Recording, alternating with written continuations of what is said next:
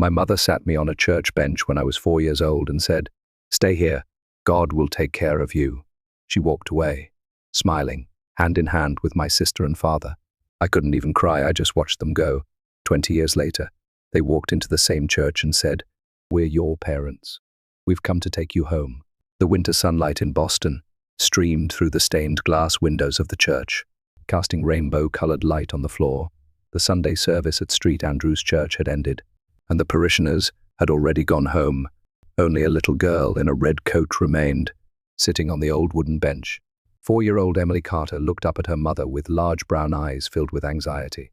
Her mother, Sarah, smiled gently and touched Emily's cheek. "Stay here. God will surely help you." Sarah's voice was soft, but there was something strange about it. Emily couldn't put it into words, but she noticed her mother's eyes were a bit shifty. "But Mama," Emily said in a small voice, "where are you going? When will you come back?" Sarah didn't answer. Instead, she took the small hand of Lily, Emily's little sister, who had just turned 2. Lily was wearing a pink coat and innocently laughing as her golden curls bounced, seemingly unaware of her sister's anxiety. At the church entrance, Emily's stepfather, Michael, was waiting. When Emily saw him, her little heart beat faster. He had never smiled at her. Emily intuitively knew he didn't love her. "Hurry up, Sarah." Michael's voice broke the silence of the church. "Let's go." Sarah lightly stroked Emily's hair. "Be a good girl. God will watch over you." Emily felt that something was wrong. Normally, after Sunday service, the whole family would return home together, and Sarah would prepare a roast beef dinner. Emily couldn't understand why today was different. "Mama, I want to go home with you." Emily tried to grab her mother's coat sleeve. Sarah gently but firmly released her daughter's hand, saying, "Emily, listen to what I say. Stay here and wait." When her mother led Lily by the hand toward the church exit, Emily felt as if her feet had become as heavy as wood, making it impossible for her to move. The lights streaming through the windows began to fade, and the interior of the church grew dimmer. At the exit door, Sarah turned around. Her face bore an expression that Emily couldn't quite understand. Was it relief? Or was it sadness? Michael placed his hand on Sarah's shoulder, and the three of them went out the door. Emily couldn't make a sound. She wanted to scream, but nothing came out, as if her throat had frozen. She just sat on the bench and heard the sound of the large church door closing. It sounded like her small world collapsing. Time passed slowly. Only the sound of the big church clock's hands moving broke the silence. Emily sat on the bench and waited, as her mother had told her to.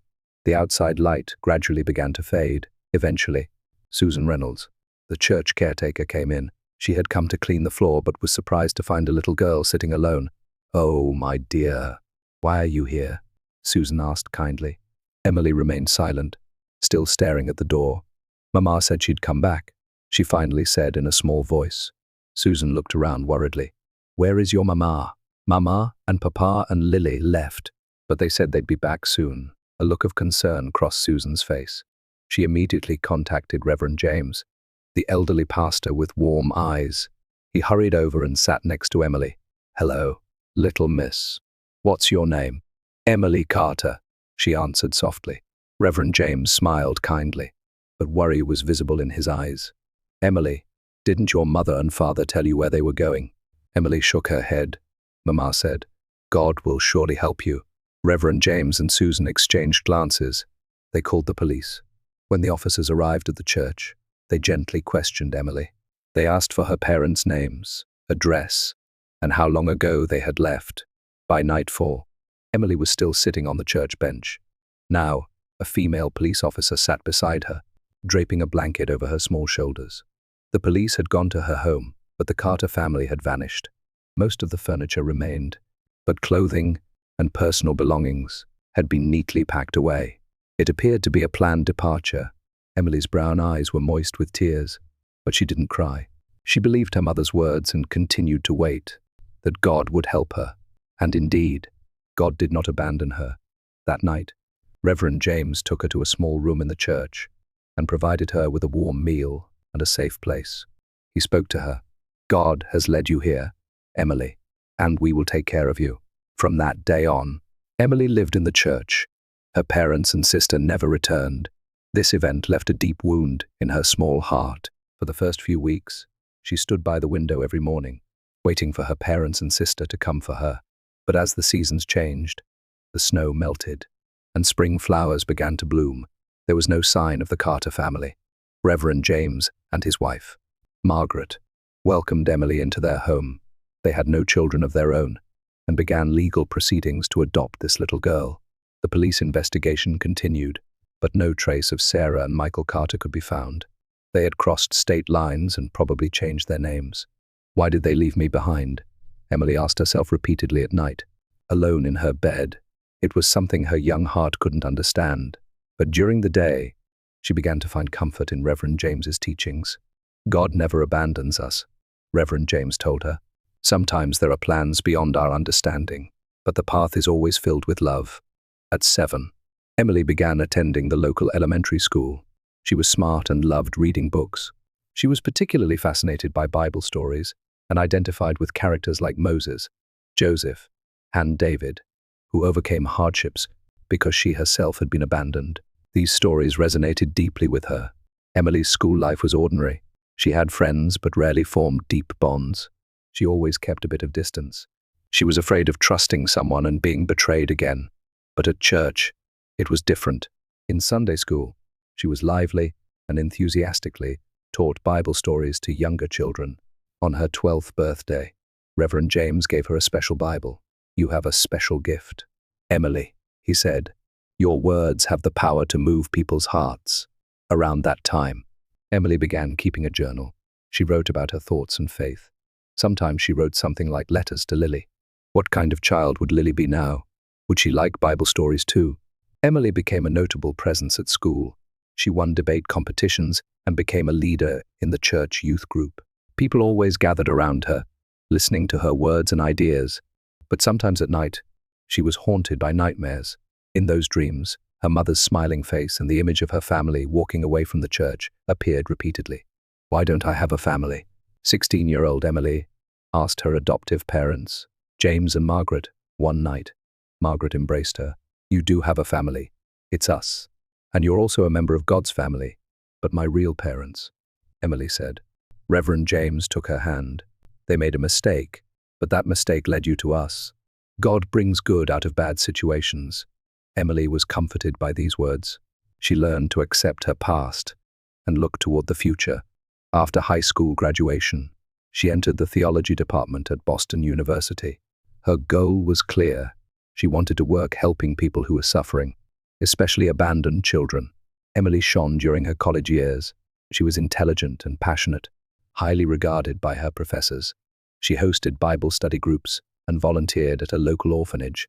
"You bring light to these children's hearts," the orphanage director told her.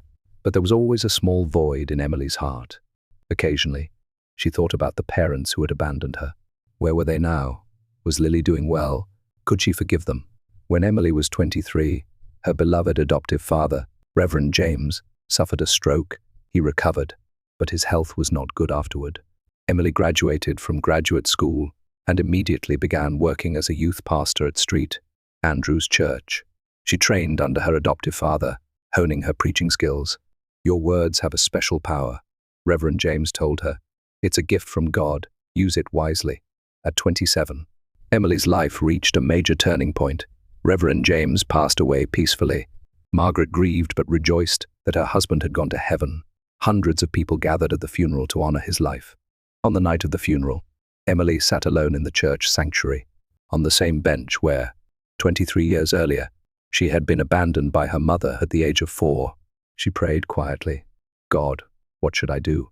At that moment, she felt as if she had received a clear vision. She realized what her mission was.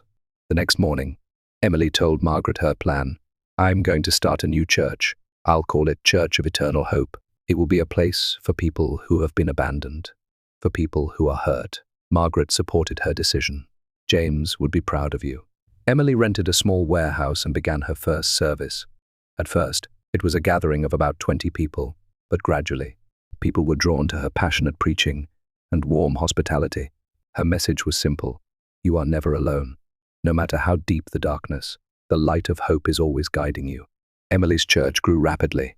3 years later, they moved to a larger building, and 5 years after that, It became an organization with branches across the United States.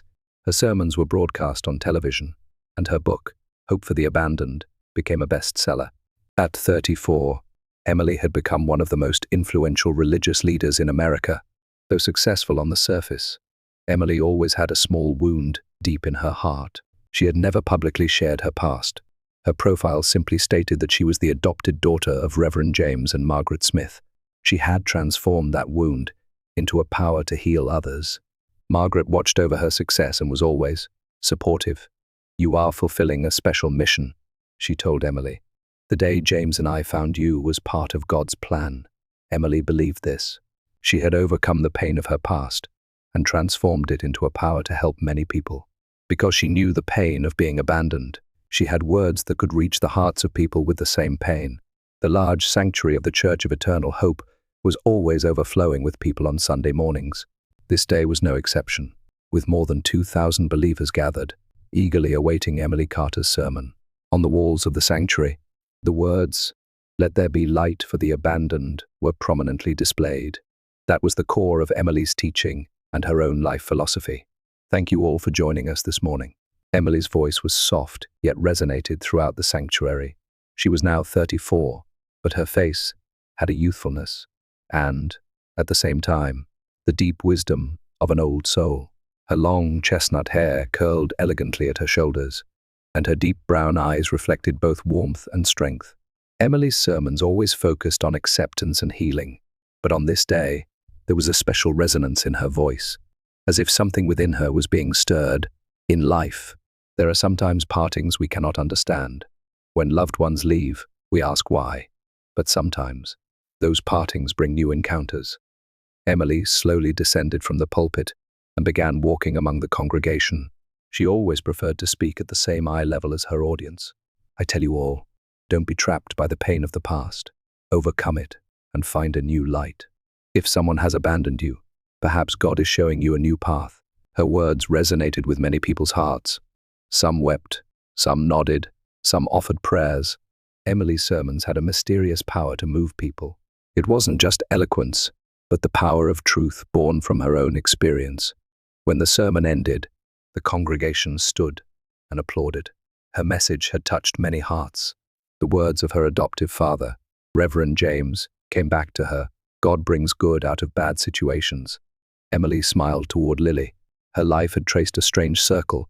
The girl abandoned in a church had now become someone who gave hope to many people and found a new bond with her long-lost sister. The words she had heard on that church bench when she was 4 years old had, in the end, proven true. God will surely help you. Those words had been realized in ways she could never have imagined.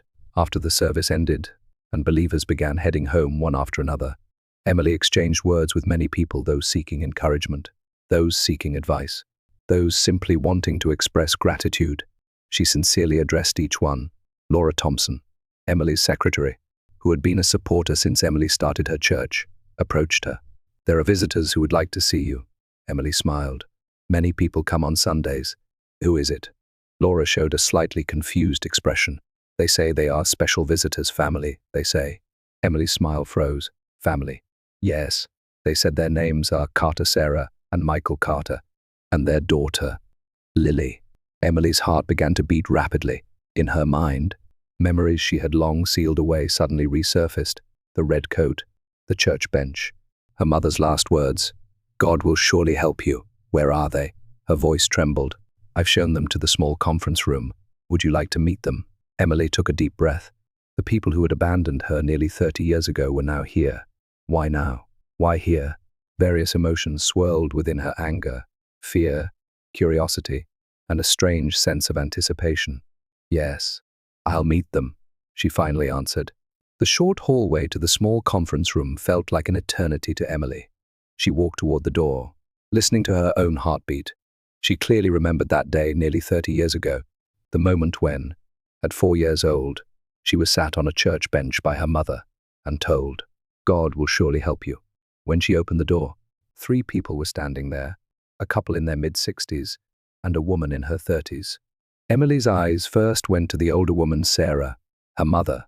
There were remnants of her former beauty, but now her face was lined with wrinkles, and her hair had turned white, but her blue eyes remained unchanged. "Emily, it's really you." Sarah's voice trembled with emotion. Emily couldn't speak. She just stood there, staring at the people in front of her. Next to her was a tall man, Michael. He too had aged, and his former dignity had receded, but the line of his jaw and the shape of his eyes remained the same. And Lily, the sister who was just 2 years old when Emily last saw her, was now a beautiful grown woman. She was looking at Emily with a composed expression, but there was something in her eyes: guilt, anxiety. "We're your family." Sarah stepped forward. "We've come to take you home." The moment she heard those words, something snapped in Emily's mind. A flash of memory. 4-year-old Emily sitting on the church bench, hearing her mother's words. "Stay here. God will surely help you." And the sound of the door closing.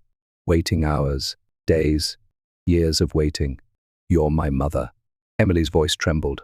For the past 30 years, she had imagined this moment many times, sometimes with anger, sometimes seeking forgiveness, sometimes simply trying to understand. But reality was completely different from her imagination. "Yes, we finally found you." Sarah's face showed an expression of joy. She tried to approach Emily, but Emily unconsciously took a step back. "Let's go home," Michael said. His voice did not have the coldness that Emily remembered. Instead, there was a strange familiarity in it. "We've been looking for you all this time." Emily was at a loss for words. She couldn't tell if this was reality or an extension of her nightmares. What she had unconsciously been searching for was a mother's love, family bonds. But standing before her now were the people who had abandoned her. Lily remained silent. She stared intently at Emily, wearing a complex expression, as if she wanted to say something but couldn't. "Why?" Emily finally squeezed out the words. "Why now?" Sarah, without losing her smile, answered. "It took time to find you, but when I saw you on television, I knew immediately that you were my daughter. 30 years. Emily's voice was quiet but contained strong anger. "For 30 years, you didn't look for me." "That's not true," Michael interjected. "There were circumstances. We'll explain everything, just not here. Could we talk somewhere more private?" Emily took a deep breath. Her head was in turmoil. "All right," she finally said. "Let's talk at my home." As she headed for the door, Lily spoke for the first time. "Emily, sister." Hearing those words, Emily stopped. The relationship she had always dreamed of, but now, those words evoked complex emotions. "I'm glad to meet you." Lily's voice was small, but sincerity could be felt. Emily stared back at her. In Lily's eyes, she saw something like a warning, or was it her imagination? "Let's go," Emily said. Her voice was surprisingly calm, but her heart was raging like a storm. Emily's home was in a quiet residential area, about a 15-minute drive from the Church of Eternal Hope. It wasn't a large mansion, but it was an elegant and warm home. When they entered, the living room was decorated with framed Bible verses and small mementos collected from churches around the world. "Please have a seat," Emily said, maintaining her composure. She appeared calm on the surface, but emotions were swirling inside her. Sarah and Michael sat on the sofa, while Lily sat in a single chair a little distance away. Their eyes wandered around the room, seemingly trying to glimpse a part of Emily's life. "Lovely home," Sarah said. "You've been successful." Emily sat in a chair opposite them and answered, choosing her words carefully. "It's thanks to God's guidance." An awkward silence followed. Where should they begin to fill a 30-year gap? Emily suppressed her emotions and asked in a tone as if approaching a business meeting, "Why did you come looking for me now?" Sarah and Michael exchanged glances. Sarah opened her mouth. "We've been looking for you all along. When we returned to the church that day, you were gone." Emily narrowed her eyes. "Returned? Didn't you leave me behind?" "No," Sarah emotionally denied. "It was a sad misunderstanding. We had to take Lily to the hospital urgently. She suddenly developed a high fever. I'm sure I told you. Wait here. We'll be right back." Emily traced the memory in her head. Her mother's words were, "God will surely help you." Nothing was said about the hospital. "And when we came back, you were gone," Michael continued. "We reported it to the police, but no one could find you," Emily calmly said. "The police did find me. They also visited your home, but you had moved. All personal belongings had been packed away." Sarah's face changed color. Well, we were in financial trouble," Michael quickly said. "We had to flee from creditors, but we've been looking for you all along." Emily felt something was off about their story. There were too many contradictions. For 30 years, she quietly asked, why didn't you contact me until you saw me on television? We had changed our names, Sarah hastily explained. It was difficult to find you. Lily remained silent, looking out the window. There was something odd about her attitude, as if she didn't want to participate in this conversation. Emily stepped into the kitchen momentarily to get cold drinks. While taking lemonade from the refrigerator, she took a deep breath. Many questions were swirling in her head. Was their story true? If it was a lie, why had they come looking for her now? When she returned to the living room, Sarah and Michael were discussing something in low voices. As she approached, the two suddenly stopped their conversation. Here's some lemonade. Emily placed the tray down. Thank you, dear. Sarah's voice suddenly contained familiarity. Your church is truly wonderful. You have thousands of followers. Yes, Emily answered. We have branches across the country. Quite a success, Michael said. There was a calculating light in his eyes. You must be financially blessed as well. At that moment, doubt intensified in Emily's heart. Was their interest not in her but in her success? May I use your bathroom? Lily spoke up for the first time. Down the hall to the left, Emily answered. As Lily stood up, Sarah continued talking. We can be together as a family again. We need you, Emily. As Lily left the living room, Emily listened to her footsteps heading toward the bathroom. However, the footsteps stopped midway and then headed toward her private room. Emily stood up, saying, "Excuse me for a moment," and followed Lily. When she opened the door to her study, Lily was standing in front of her desk. What are you doing? Emily asked. Lily turned around and looked at her with serious eyes. I need to talk to you, just the two of us. Emily, though confused, closed the door. About what? Don't believe what they say. Lily's voice was low and urgent. They abandoned you intentionally. Emily's heart began to race. What do you mean? They're after your fame and money, Lily said hastily. Your mother's child from her previous husband. So father always disliked you. Emily gasped. Previous husband? Yes. Mother was widowed from her first husband and remarried Michael when you were 2. He wasn't keen on raising you as his own child. When I was born, they planned to leave you at the church. Emily almost collapsed into a chair. This was a completely different truth from what she had thought all her life. She wasn't her stepfather's biological child. How do you know? She finally managed to say. I've always wanted to know about my sister. Tears welled up in Lily's eyes. Since I was little, I've heard mother and father say they abandoned my sister. At first, they said you were adopted, but later, they told me the truth. Lily continued, I've lived with guilt, thinking you were abandoned because I was born. Emily was at a loss for words. In her mind, pieces of the past were coming together one by one. They started looking for you a year ago. Lily continued in a low voice. When they saw you on television, they thought they could make money. They're in debt and thought if they claimed to be your family, they could get something. Rather than anger, Emily felt a strange sense of liberation. Finally, there was an answer to years of questions. Why are you telling me this? Emily asked. Lily's eyes held sincere emotion. Because I don't want to be part of their plan. She choked on her words. I wanted to meet you as a real sister. There was a knock at the door. Everything all right? Came Sarah's voice. What are you talking about? Emily and Lily looked at each other. An unspoken understanding was born between them. We're fine, Mother, Lily answered. Just talking with my sister. Emily took a deep breath. She now knew the truth. She had choices before her to give in to anger or to handle this situation wisely. Let's go back, she said quietly to Lily. I have something to tell them. When the two left the study, Sarah and Michael were standing uneasily in the living room. Their faces showed a mixture of doubt and expectation. Emily calmly said, Please sit down. We need to talk. Her voice contained a certainty and strength that hadn't been there before. She was ready to accept her past and walk toward the future. Your plan to exploit me financially has failed. Emily's voice was quiet, but her words contained a sharp edge. The blood visibly drained from Sarah and Michael's faces. What are you saying?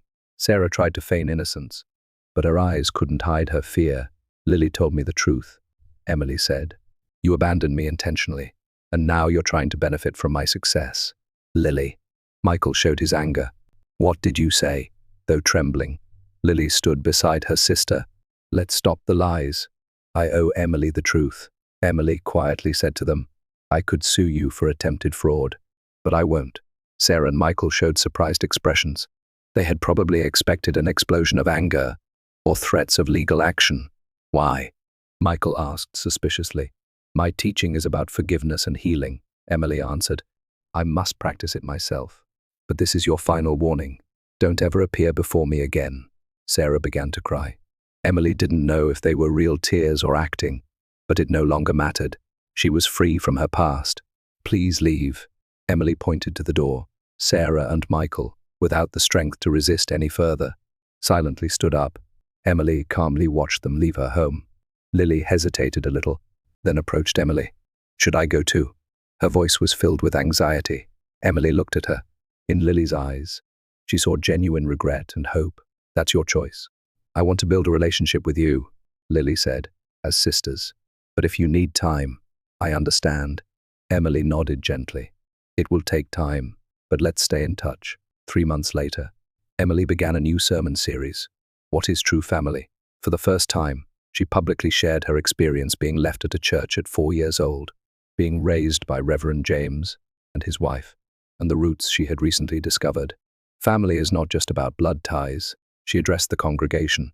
Family is the people who support each other, love each other, and sometimes tell each other hard truths. At the back of the venue was Lily. She had now begun working as a volunteer at the Church of Eternal Hope. Their relationship was complex, but they were gradually building a sisterly bond. When Emily finished her sermon, the congregation stood and applauded. Her words had resonated with many people's hearts. The words of her adoptive father, Reverend James, came back to her. God brings good out of bad situations. Emily smiled toward Lily. Her life had traced a strange circle. The girl abandoned in a church had now become someone who gave hope to many people and had found a new bond with her long-lost sister. The words she had heard on that church bench when she was 4 years old had, in the end, proven true. God will surely help you. Those words had been realized in ways she could never have imagined.